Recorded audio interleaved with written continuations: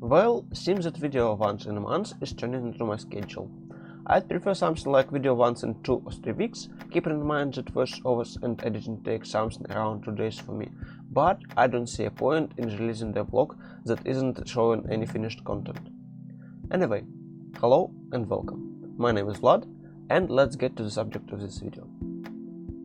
Today I want to show enemies from the last devlog implemented into the game and talk about their behavior in more details. Without further ado, we are moving into the test chamber of my game. First enemy for today is a corrupted informational bot, also known as boom bot, and his name speaks for itself. But of course it wasn't that easy to implement as it might look from this footage. I'd say that boom bot was second longest enemy to implement. First one is of course Prey with her complex behavior system, but we'll talk about her in more details later. For now, let's look at some more footages of boom bot. His behavior is built around seeing character. I've used some different systems to make him see player, but in the end I stuck with this one, quite cheap and effective. We have raycast at boom bot's eye level, which rotates to keep track of the character. If the first collision on its way is marked as character group, then boom bot sees character. If so, he shows his corrupt nature and desire to kill, starting to pursue character. When boom bot is close enough, he overloads systems, and that's it for him. Well, in later versions. Next on the list are crab spawner and little rocket-like bots.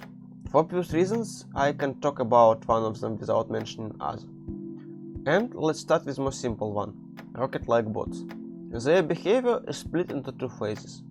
In first phase, they are getting out of silo by moving to some predefined point. After that, bot gets to the second phase and starts to pursue nil. But he uses simple lazy algorithm without pathfinding or any other nifty stuff. It's designed like that so that you can hide from these bots behind walls and trick them to crash. They are exploding on any collision, which gives player some opportunities. Crab himself is an enemy design of which isn't finalized for now.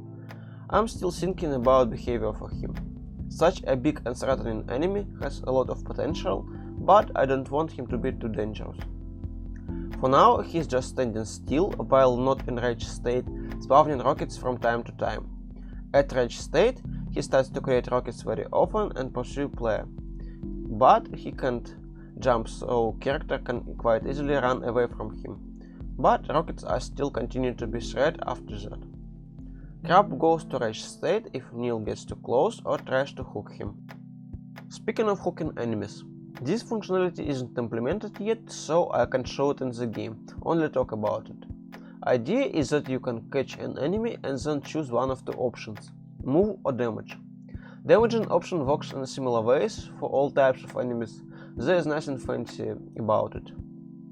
Moving option is a little bit more interesting, because it works depending on size of hooked enemy. Small ones are moving to nil, creating possibility for some tactical actions. Bigger ones are too heavy to be moved, so nil can dash to them in the same manner as he can dash when hooked to the blocks. But enough of distractions. Next enemy please.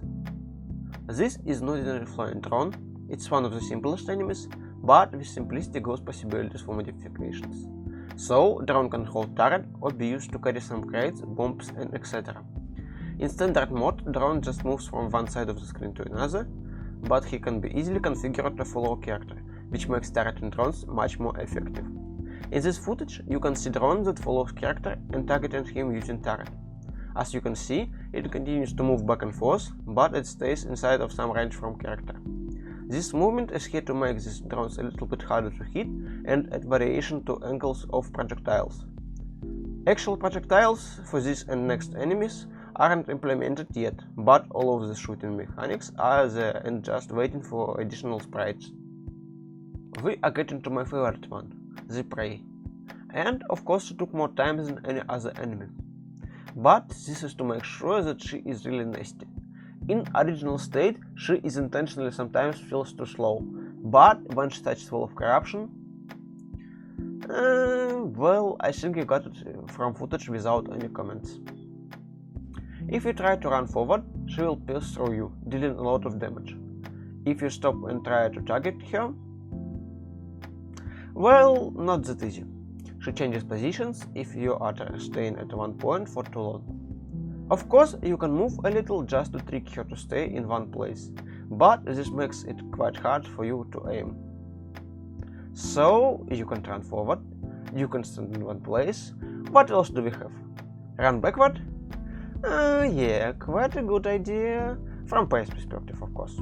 Because wall of corruption is coming to you, and main task for the prey isn't to kill you, but not to let you outrun corruption. Only thing I could recommend about getting out of this situation isn't getting into it. Let's get to the next enemy. This one is designed to add challenge to movement in the air. As I said in one of earlier videos, moving forward using hook and dash might be even faster than running on the ground. And I have some ideas in mind about making it move faster without breaking core mechanics.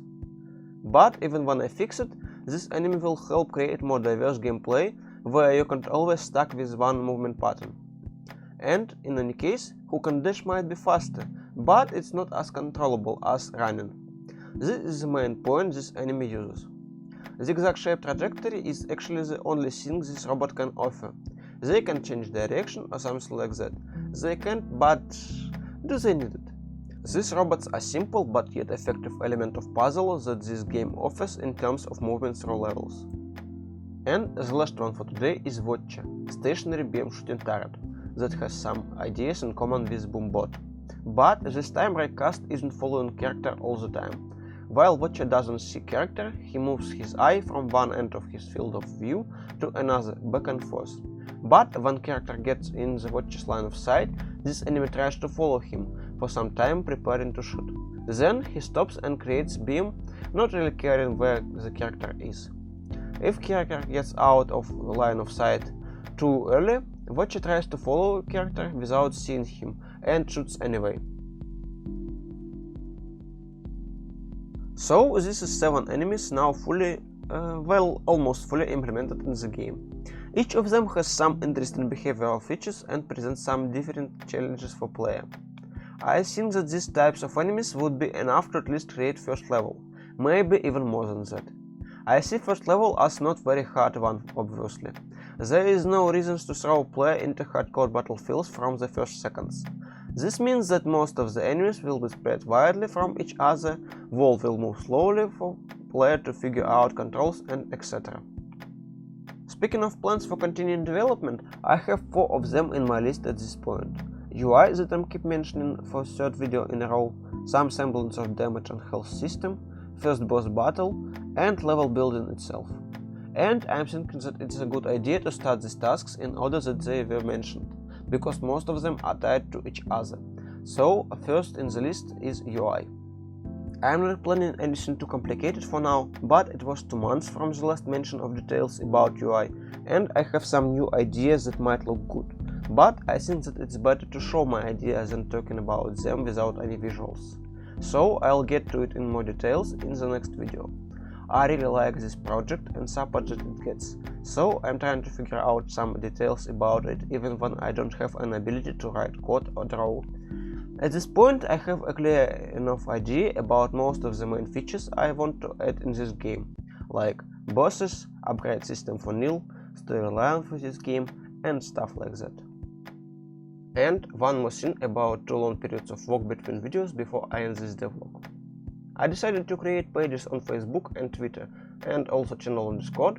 I'll post frequent updates showing work in progress content on these social medias when it's too small for full video but worth some attention.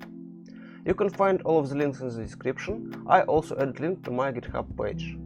I don't have any plans about using it for game dev purposes at this point, but you can follow my work in all the mediums here. Thanks for watching, leave your thoughts in the comment section below. I'd love to know if you like this devlog, and of course, share your ideas about ways to make this content better. Stay safe, have a good day, and bye!